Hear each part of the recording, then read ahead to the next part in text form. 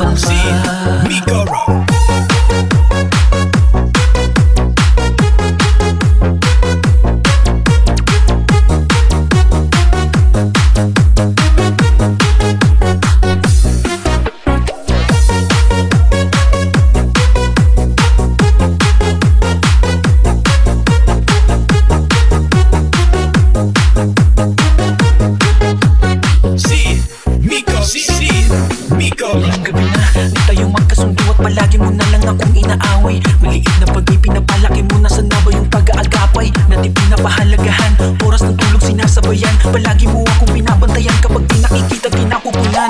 Di ba sinasabi mo, di mo kayang mawala ko sa'yo? Pangako mo pa nga sa akin, ako lamang ang pakakasalan mo. Nagbago lahat, dahil ika'y kumagat sa tukso tinapon at itinapat. Isang gabi aking nalaman, nakita ng aking mata, aking kinagulat. Kayong dalawa ng aking kaibigan, magkatabi at tila masaya pa. Kayong dalawa ay naghahalikan, masakit na, di ko tanggap. Puso ko ngayon tila ay wasak, durog na durog, pumapatak. Kirot sa aking puso sumasagad, di pa ako handa. Bakit ganun? Bakit ako pinagtaksilan nyo? Anong nagawa? Bakit ako? Bakit ano ba kasalanan ko para gawin sa'kin mga bagay na to? Makakalimutan ko din lahat to. Kala nyo dito natatapos lahat, pero karma na ang bahala sa